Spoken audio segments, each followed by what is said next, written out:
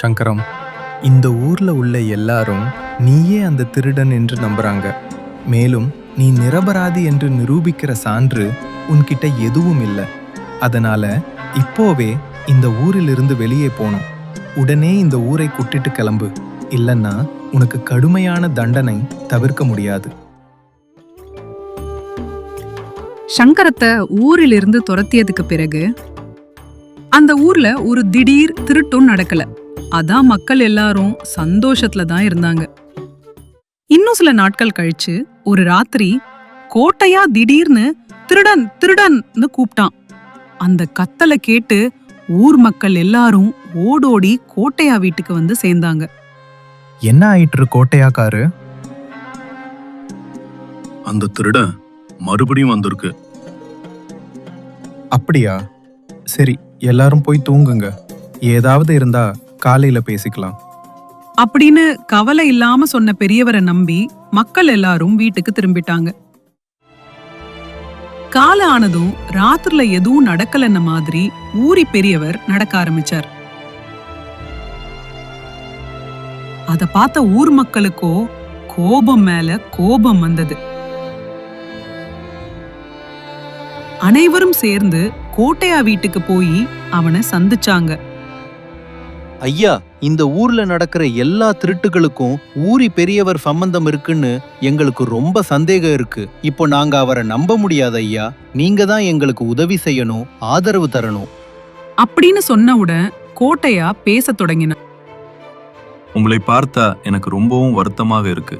நான் கண்டிப்பா உங்க எல்லாருக்கும் உதவி பண்றேன் அப்படின்னு சொன்ன கோட்டையா அவர்களுக்கு பணம் கொடுத்து வீட்டுக்கு அனுப்பி வைத்தான். இன்னும் 2 நாட்கள் கழிச்சு அந்த ஊர்ல மறுபடியும் ஒரு பெரிய திருட்டு நடந்தது. அதை கேட்டு கோபத்துல கொதிச்ச ஊர் மக்கள் பெரியவரை சந்திக்க ஓடி வந்தாங்க. என்னடா எல்லாரும் இங்க எப்படி சேர்ந்தீங்க?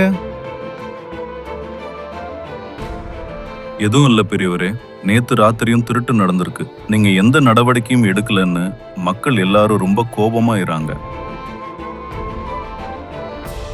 என்னடா மீண்டும் திருட்டா? யாரோ வேண்டும்னு இப்படி செய்யற மாதிரி இருக்கு.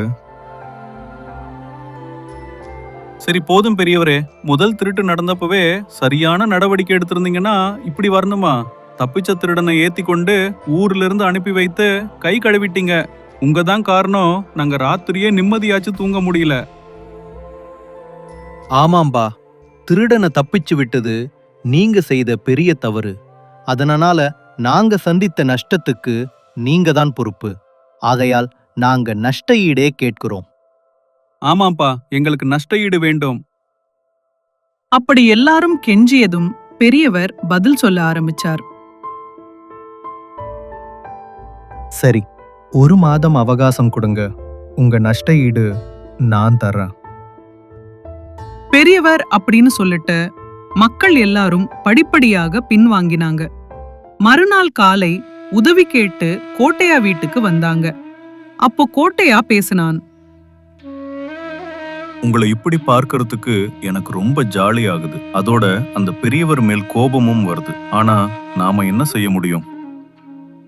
அப்படின்னு சொன்ன கோட்டையா அவர்களுக்கு பணம் கொடுத்து அனுப்பி வைத்தான்.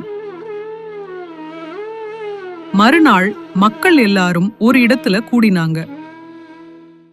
நம்ம ஊரி பெரியவர் இவ்வளவு கெட்ட மனுஷன்னு யாருக்குமே தெரியாது. பெரியவன் தானா இருந்து திருட்டுக்கு ஆதரவு கொடுக்கறான். ஆமாம்பா, இப்படி இருந்தவன பெரியவரா வைத்திருக்க கூடாது. கஷ்ட சமயத்துல நம்மை காப்பாத்தியது கோட்டையாக்காருதான்ப்பா. அவரே நம்ம ஊருக்கு பெரியவரா இருக்கணும் அப்படின்னு ஒருத்தர் சொல்ல அதை எல்லாரும் ஒத்துக்கிட்டாங்க.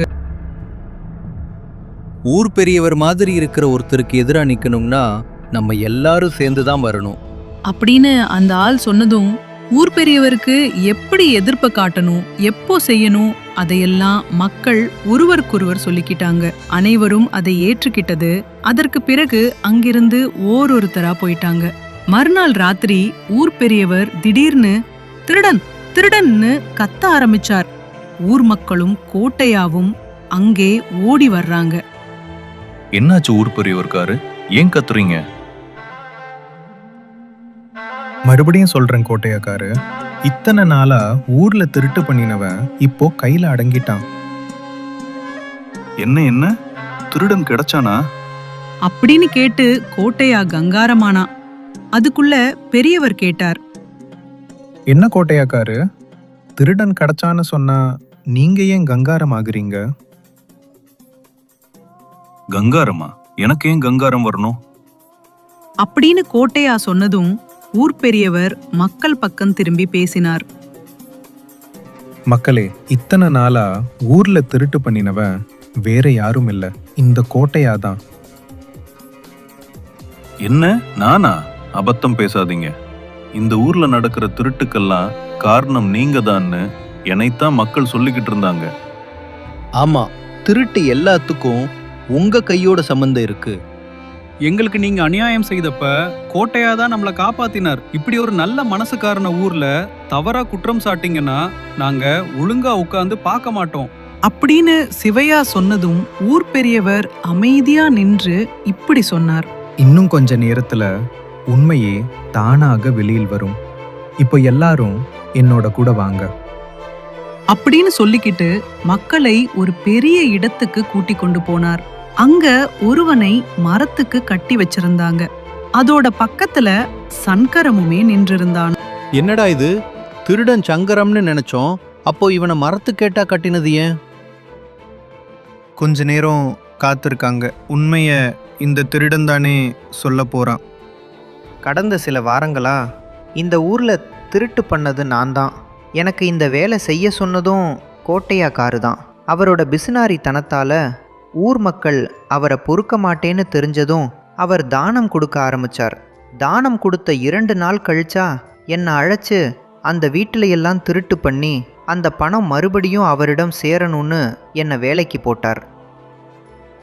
இப்போ பாத்தீங்களா இந்த கோட்டையா எத்தனை தாழ்வு மனிதர்னு. உங்க டப்பா பணத்தை திருட்டு பண்ணிட்டு அதை தானம் மாதிரி கொடுத்து நல்லவங்க போல நடிச்சுங்கிறது. அதுக்கு மேல ஒரு பாவம் தெரியாத சங்கரத்துக்கு திருடன்னு குற்றம் போட்டவன் கோட்டையாதான். அந்த நாள் ஒரு சிறிய வேலைக்காக சங்கரத்தை நானே பட்டணத்துக்கு அனுப்பினேன். அவன் ஊர்லயே இல்லாத நேரத்துல அவனுக்கே குற்றம் போட்டா மக்கள் நம்பிடுவாங்கன்னு கோட்டையா கணக்கு போட்டான். அதனால்தான் நான் சங்கரத்தை துரத்துறது போல நடிச்சேன். ஆனா உண்மையில அவனையே ஊருக்கு காவலா நிறுத்தினேன். இன்னைக்கு இந்த கோட்டையா எந்த மாதிரி வஞ்சகன்னு உண்மை வெளிச்சத்துக்கு வந்ததுக்கெல்லாம் சங்கரம்தான் காரணம்.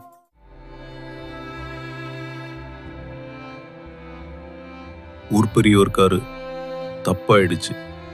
இயற்கையாக மன்னிச்சிருந்தேன். மன்னிக்கணுமா? உன் தப்பு சின்னதா இல்ல கோட்டையா.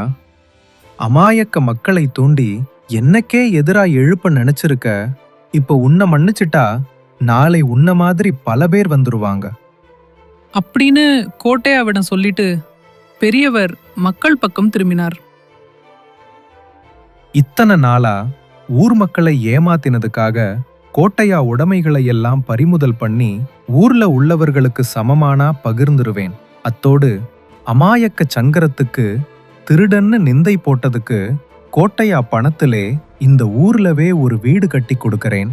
கோட்டையாவையும் அவருக்கு துணை நின்ற சிவையா சந்தரையாவையும் இந்த ஊர்லிருந்து நிரந்தரமா துரத்துறேன் அப்படின்னு உரி பெரியவர் தீர்ப்பு சொன்னார். கோட்டையா இத்தனை நாட்களா தன் பொய்யான இனிமையான வார்த்தைகளால ஊர் மக்களை ஏமாற்றி இருக்கான்னு தெரிஞ்ச மக்கள் எல்லாம் பெரியவரின் தீர்ப்பை கேட்டு மிக மகிழ்ந்தார்கள். சொன்ன மாதிரி கோட்டையா சொத்துக்களை எல்லாம் ஊர் மக்களுக்கு சமமாக பகிர்ந்து அமாயக்க சங்கரத்துக்கு இந்த ஊரிலேயே ஒரு வீடும் கட்டி கொடுத்தார் உரி பெரியவர். பெரியவர் தந்த இந்த தீர்ப்பை நீங்க ஏற்றுக்குறீங்களா இல்லையா? உங்கள் கருத்துக்களை கீழே சொல்லுங்க. அதே போல வீடியோ பிடிச்சிருந்தா லைக் பண்ணுங்க. பாவா டிவி தமிழ் சேனலை சப்ஸ்கிரைப் பண்ணவும் மறந்துடாதீங்க.